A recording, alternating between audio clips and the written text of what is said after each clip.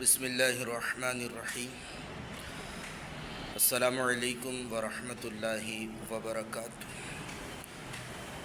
امت مسلمہ میں اتحاد قائم کرنے کی کوشش کچھ اس انداز سے کی جا رہی ہے کہ مختلف مکاتب فکر نے جو قرآن کریم کی تفاسیر لکھی ہیں ہم انہیں دیکھیں گے، ان کے تراجم دیکھیں گے، اور اس کے بعد ہم ان ترجموں پر گفتگو کریں گے کہ کیا یہ جو ترجمہ کیا گیا ہے یہ درست ہے یا نہیں، لغت کے اعتبار سے اور خود قرآن کی روح سے۔ تو میں نے جیسے اب مطالعہ شروع کیا تو جیسے جو پوائنٹ مجھے ملتے جائیں گے وہ آپ احباب کی خدمت میں پیش کرتا جاؤں گا۔ یہاں پر میں ایک چھوٹی سی بات آپ احباب سے شیئر کر رہا ہوں کہ میں نے جو پہلی تفسیر، غالباً پہلی یا دوسری تفسیر کا دیباچہ یا آغاز، حرف آغاز کہتے ہیں بعض لوگ، پڑھا تو اس میں ایک بہت اہم بات مجھے معلوم ہوئی، اگرچہ میرے ذہن میں نے یہ پہلے بھی پڑھی تھی لیکن یہاں پر لکھی تھی تو میں نے بولا یہ بات میں آپ لوگوں سے شیئر کر دوں۔ یاد رکھیں کہ قرآن کریم جب شروع کے دور سے ہی، صحابہ کرام علیہم الرضوان کے دور سے ہی، جب دیگر قوموں کو، دیگر زبان کے لوگوں کو قرآن کریم سمجھایا گیا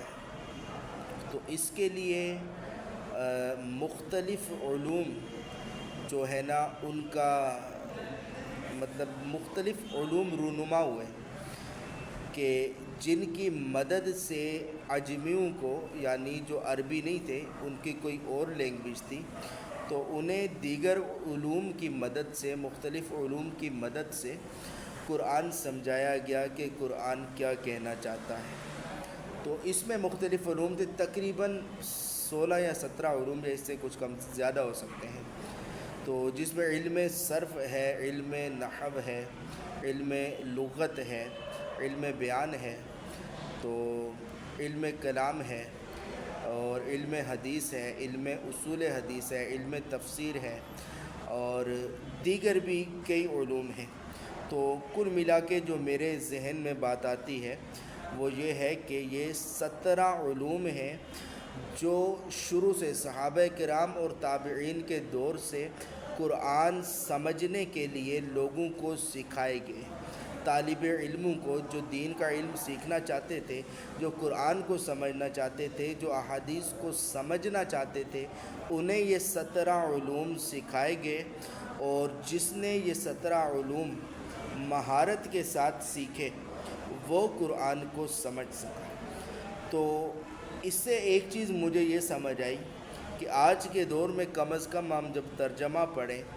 مختلف لوگوں نے قرآن کریم کے ترجمے کیے، درجنوں لوگوں نے، تو کم از کم ہمیں یہ دیکھنا چاہیے کہ یہ جس شخص نے ترجمہ کیا ہوا ہے قرآن کریم کا، وہ قرآن کریم کا ترجمہ کرنے کا اہل بھی ہے یا نہیں۔ اب قرآن کریم کا ترجمہ درست کرنے کے لیے ان 17 علوم کا ماہر ہونا ضروری ہے۔ تو اب جو شخص کوئی ایک فن سیکھا ہو، اس فن میں پروفیسر بنا ہو، دیگر علوم کو اس کو عطا پتہ نہیں ہو، اور اس نے اگر قرآن کا ترجمہ لکھ دیا تو ممکن ہے کہ اس کے ترجمے میں غلطیاں ہوں گی۔ تو ہمیں اس بات کو سمجھنا چاہیے کہ اگر ہم کسی کا ترجمہ پڑھیں تو ہمیں اس کے بارے میں معلومات ہو کہ باقاعدگی سے اس نے یہ 17 علوم باقاعدہ سیکھے ہیں یا نہیں سیکھے۔ السلام علیکم ورحمۃ اللہ وبرکاتہ۔